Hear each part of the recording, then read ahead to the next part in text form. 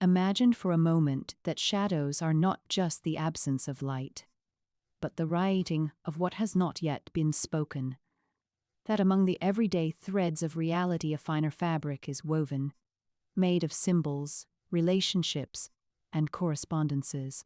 From that perspective, magic reveals itself as an art of transformation that operates both in the folds of the world and in the folds of the soul. Do not understand magic as grandiose escapes into the supernatural, but as a technique of attention and will. Every ritual, every sigil, gesture has the function of concentrating an intention in a symbolic language that the psyche and reality share. The magician does not intend to force nature. Rather, he works through tuning. He aligns his own consciousness with archetypal patterns recognized by the collective psyche, and through repetition, ceremony, and imagery he causes those latent forms to organize in his favor.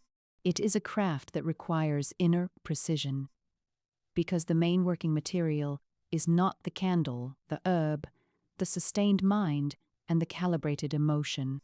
Magic is the science and art of influencing reality through will, imagination, and the conscious direction of the invisible forces that permeate the universe.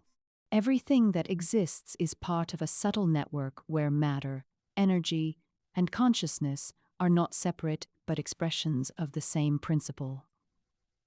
That is why magic is understood as a way of interacting with that lit and dynamic fabric that sustains the world. Throughout history, different magical currents have attempted to translate this mystery into concrete practices. In the ancient world, magic was inseparable from religion and natural philosophy. For the Egyptian priests, for example, magic Heka was the primordial force the gods used to create and maintain cosmic order. Practicing it meant aligning oneself with divine powers to restore balance. In Greco-Roman mysteries, magic was connected with the human capacity to access higher planes through rituals, symbols, and altered states of consciousness, not as a forbidden act, but as a path of self-transformation. With the arrival of Hermeticism, magic acquired a more philosophical definition. The cosmos was understood as a mirror where what happens above resonates below. Thus, the Hermetic magician conceived his practice as a dialogue between the internal and the external, where each ritual gesture corresponded to an archetypal force of the universe. Later, medieval alchemists saw magic as a process of refinement, both material substances and of the spirit itself. The search for the philosopher's stone was not only the transmutation of metals, but the purification of the soul to elevate it to a more perfect state. In Renaissance ceremonial magic, especially in authors like Agrippa or the Rosicrucian Magi, the practice became a precise, almost mathematical art. Invoking angels, working with planetary correspondences, or manipulating talismans was not superstition, but disciplined application of cosmic laws. Magic was a sacred science that required moral preparation, deep study, and mastery of the will. When we reach more modern currents such as theosophy or 20th century magic, we find even more psychological definitions. Crowley described magic as the science and art of causing change in conformity, a phrase that summarizes the transition toward an approach where the human mind, its symbols, and its capacity for inner transformation are the main magical instruments. For these magicians, directing attention, constructing mental images, or working with altered states of consciousness is not fantasy. It is the way the will shapes reality. Even more recent currents, such as chaos magic, take this idea to its extreme by claiming that symbolic systems are not absolute truths but flexible tools for directing intention. What matters is not the tradition itself, but the effectiveness with which symbols mobilize the psyche, and the latent possibilities of the world. In all these visions is a transformative practice, a way of relating to mystery through direct experience and not through doctrine. The magician sees the universe as a symbolic fabric where each act, each idea, and each emotion has resonance. Practicing magic means learning to read that fabric and act with awareness and responsibility, accepting that the deepest change is always the one that occurs when, even though its echoes are also perceived in the world around us. To understand how magic operates from a deep occult perspective, one must abandon the idea that it is simply a set of formulas and external gestures and accept that, at its core, magic is work with consciousness, a practical poetics intervention that uses imagination, concentration, and special states of consciousness, often called gnosis, as its finest tools. These three elements do not act separately, but as a dynamic triad. Imagination creates the symbolic world in which intention can take form. Concentration shapes and directs that symbolic energy with precision. And gnosis allows the critical barrier of the everyday mind to soften so that intention can anchor itself in deep psychic processes and in archetypal patterns that transcend discursive thought. Meditation, trance, visualization, and certain breathing techniques serve to decenter attention from the ordinary flow. On that threshold, reason relinquishes its monopoly and imagination becomes an operative organ. Do not confuse imagination with disordered fantasy. Magical imagination is subordinated to an ethical and technical structure. Is a directed imagination, capable of sustaining an image with the proper emotional intensity without losing critical perspective. I repeat, the magician's imagination, daydreaming. It is an operative faculty that constructs living images, not conceptual, but sensory that serve as a bridge between the will and what one seeks to effect. When the magician imagines intensely, he is not asking for things in the abstract. He is creating a concrete psychic object, a sigil, a scene, an archetypal figure that contains intention in a format the psyche understands and can sustain. These images function as molds. The richer they are in sensory and emotional detail, the more they weigh, and in the subject's associative circuits, and the more capable they are of mobilizing theological and behavioral responses that tend to align with the goal. In practical terms, this means that imagining with all the senses, seeing the scene, smelling it, feeling it in the body, turns a diffuse intention into an internal virtual reality, with real consequences for behavior and perception. Concentration is the force of containment that prevents the dispersion of psychic energy. Sustained attention acts as a channel. Without it, the imagined image dissolves and loses effectiveness. The practice of concentration is not only keeping the gaze on a point, but learning to sustain an image or intention against the mind's natural tendency to wander. From the neurophysiological perspective, this involves training the attentional networks to prioritize certain internal representations. From the magical perspective, this translates into greater coherence between thought, emotion, and action. Concentration turns imagination into effect work, because it provides continuity, clarity, and effective strength. A ritual without concentration is a song without a performer. The music exists, but it does not sound with power. Gnosis is the state that facilitates the crossing. It is a condition of consciousness in which discursive thought loses its monopoly and direct, symbolic, and nonverbal experience gains predominance. Occultists speak of different types of gnosis. Ecstatic gnosis that breaks subjectivity through intense emotion. meditative gnosis that dissolves the ego in passive attention, hypnagogic gnosis that emerges on the edges of sleep, and ritual gnosis, cultivated through techniques that combine breathing, rhythm, gest, and repetition. What matters is not the name, but the function. Gnosis reduces critical capacity and opens the psychic system to suggestion, allowing the image charged with intention to embed itself in deep layers of the mind and body. In those moments, the separation between imagining and doing becomes thin. The inner representation acts as if it were already lived experience. The complete operative mechanism can be described.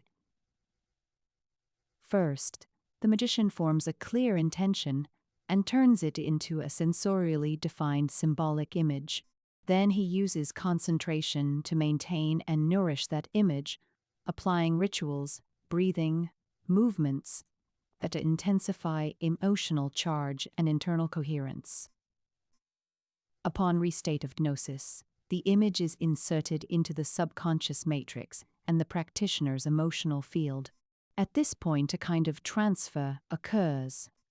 The intention condenses into symbols, gestures, and objects, a talisman, a sigil, a ceremony, that serve as anchors. Finally, the magician releases conscious expectation, sometimes through a ritual act of forgetting or surrender, to allow the anchored processes to work without interference from the critical self. The cycle closes when the external reality begins to reflect the internal changes, whether through shifts in perception, new decisions and actions taken by the practitioner, or synchronicities that reorder external conditions. It is essential to underline that much of the magical effect occurs within the practitioner's psychological system. Imagination and gnosis change the way the world is perceived, which in turn transforms behavior and relationships. That inner transformation is often the lever that moves external reality. But occultists also recognize broader dimensions. Symbolic correspondence, archetypal, energetic checks uphold the idea that the psyche is in continuous exchange with vaster horizons. That is why rituals work best when they employ symbols charged by tradition, because these symbols already have a history of collective response that amplifies the individual's intention. Ethics and discipline are the invisible but decisive part. Imagination without concentration becomes fantasy. Concentration without imagination becomes sterile. Gnosis without guidance can dissociate. That is why occult schools insist on moral preparation, on work on character, and on a mature understanding of desire. The effectiveness of magic is not neutral. It is colored by the ethical intention that animates it. Mastering the imagination concentration gnosis triad requires training, inner honesty, and a sensitivity to know when to let go. Magic operates as a detectivity that restructures the relationship between what one thinks, feels, and does. It does not promise instant miracles or shortcuts in the face of the world's complexity. Rather, it offers a map and techniques to influence with precision the inner patterns that, if worked with rigor, reverberate in everyday life, over time, produce tangible effects. The words of a ritual, for example, are not mere ornament, they are modeling tools. When you pronounce a name, when you trace a seal, you create a structure of meaning that acts as scaffolding for intention. This does not necessarily imply a magic intervention in the direct physical sense. Many times changes occur by resonance. The operator first changes their perceptual horizon and from there sees other possibilities, acts differently, and consequently the sensible reality is modified. Sometimes, however, the practice produces structured coincidences, openings of paths, or the appearance of events that ordinary logic had not foreseen. Such events force the practitioner to maintain humility and discernment. Not every coincidence is a miracle, nor does every psychological effect equate to manipulation of the real. But there is an area diffuse, difficult to measure, where sustained intention can accentuate probabilities and offer singular results. In daily practice, the essential is the economy of intention, or lists of wishes do not work well. What works are symbolic operations that have been thought and felt to the point of becoming part of the body. A skilled sigil is not a scribble. It is a condensed formula, a desire sentence transformed into an image, stripped of the verbality, that dilutes it and loaded instead with the concrete power of form. Drawing a sigil, charging it through breathing, fixing it in memory, and then deliberately forgetting it, this conscious abandonment is the classic strategy. One plants the seed and withdraws the gardener's anxiety. Much of magical work resembles invisible gardening. Sowing, watering through attention without suffocating with control, and waiting with watchful patience. Speaking of ethics is not accessory, it is fundamental. Power without ethical direction is destructive. True practice aims at healing, wisdom, and integration, not petty domination. This implies responsibility. Considering the consequences of an intervention, evaluating whether the desire arises from emptiness or legitimate need, and subject practice to the test of the communal dimension. Magic that isolates itself and produces results only in favor of the operator tends to fragment him. On the contrary, magic that recognizes interdependencies and works with respect toward other life systems tends to producing effects and fewer karmic resentments, if one wishes to use that term. In contemporary times, magic has been democratized and, at the same time, fragmented. Some drink from the Western ceremonial, others recover folk witchcraft, and many mix transpersonal psychology, Buddhism, shamanic practices, and technology. This is stimulating but demands rigor. Improvised syncretisms can generate operational incoherence. Technique matters. A poorly constructed ritual is ineffective. A practice without containment can open doors for which there are no answers. That is why it is useful to know the sources, respect contexts, and above all cultivate one's own practice as a craft, consistency, record-keeping, adjustment, and learning from error. Contemporary magic is a living, changing territory where tradition, depth psychology, renewed hermeticism, and postmodern experimentation converge. Far from disappearing, magic has today become hybrid practice that interprets old systems under the light of modern subjectivity, cognitive science, and digital culture. For a contemporary occultist, magic is not the intact preservation of an ancient legacy, but an evolving language that adapts to a humanity increasingly aware of interiority, symbolism, and the role of the mind in shaping the world. Contemporary magical currents on several simultaneous levels. Hermetic tradition, for example, remains alive in schools like the Golden Dawn, the Lemma, and various Rosicrucian branches that continue to use ceremonial rituals, angelic invocations, planetary correspondences, and the tree of life as an operative map of consciousness.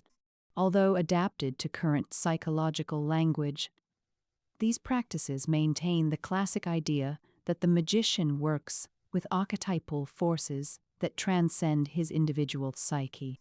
Here, magic is a rigorous discipline with grades, purifications, meditative exercises, and highly structured visualization techniques.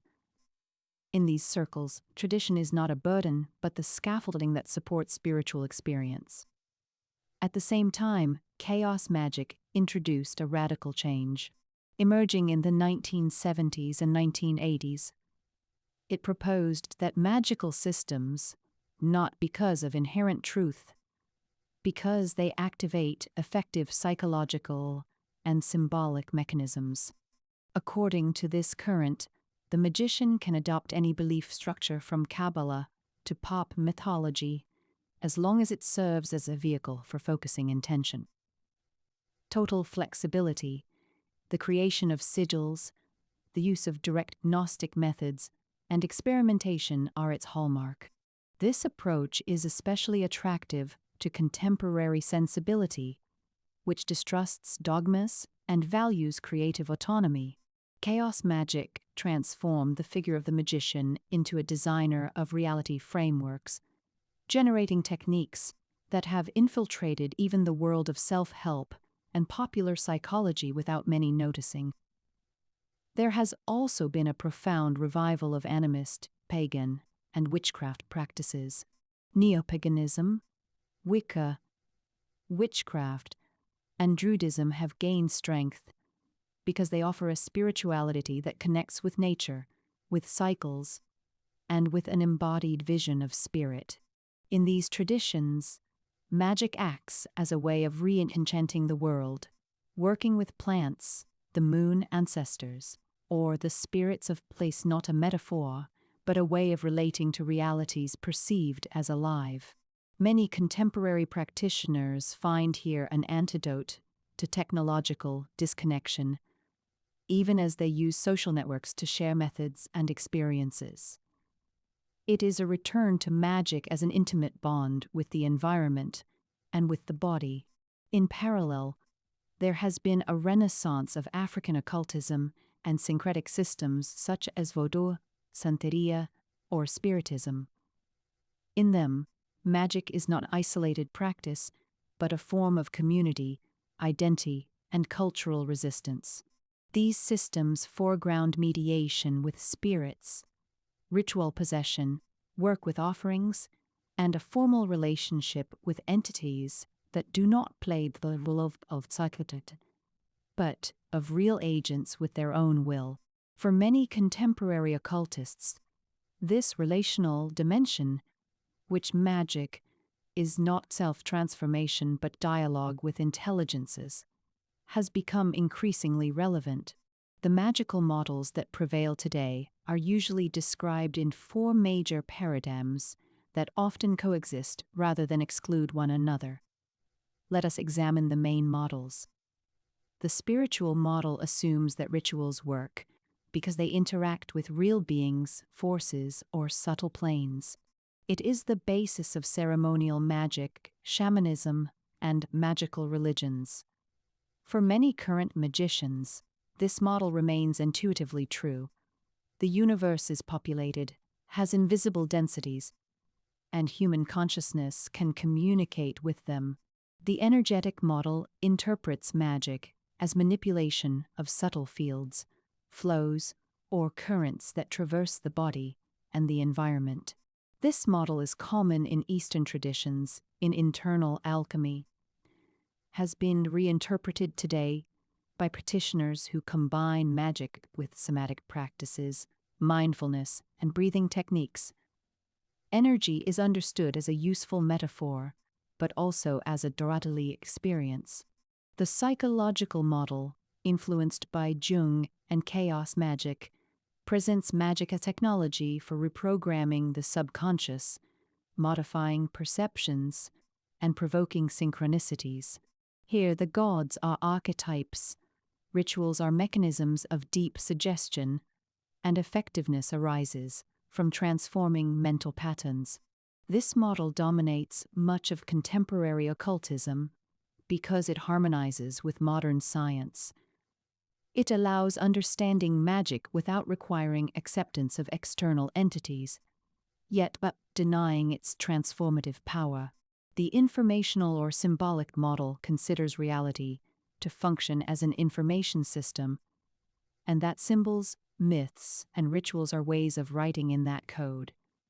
It is a model akin to chaos magic, but also to classic esoteric thought, which saw the universe as a book full of correspondences. In the digital era, This paradigm has gained strength, since many magicians interpret synchronicity, chance, and intention as informational processes responding to nonlinear patterns. What distinguishes contemporary magic is that a single practitioner may use several models depending on the situation. They may experience gnostic states to charge a sigil psychological model, invoke an entity spiritual model, work with breath and energy enigma, and finally see all this as symbolic ways of interacting with a reality that behaves like a language, informational model. Today, magic is less a unified doctrine and more in practices, a toolbox inviting exploration. Ultimately, what sustains contemporary magic is a shared intuition that consciousness is not a passive phenomenon, but a creative agent participating in the shaping of the world. In a time when reality itself seems fluid narrative, perceptual, technological magic offers an art of navigating fluidity with intention, lucidity, and a refined symbolic sensitivity. It is the attempt to live in a universe where mind, symbol, and world intertwine, and where the human being can act as co-author, not through miracles, but through a deep dialogue with the visible and invisible layers of existence. Finally, I must clarify that authentic magic is basically a path of self-knowledge. It does not promise permanent shortcuts to happiness, but processes of deep inner work, facing fragmented parts, integrating wounds, learning to sustain the mind in reactive states, and directing energy with clarity. That work transforms the relationship with life, decisions, relationships, creativity, and one's own sense of purpose become more coherent. In essence, the true magician is not the one who obtains what he wants through occult means, but the one who learns to govern himself, to recognize the web of meanings that surrounds him, and to place his will in the service of a greater, wise, and responsible intention. Greetings, friends, and until next time.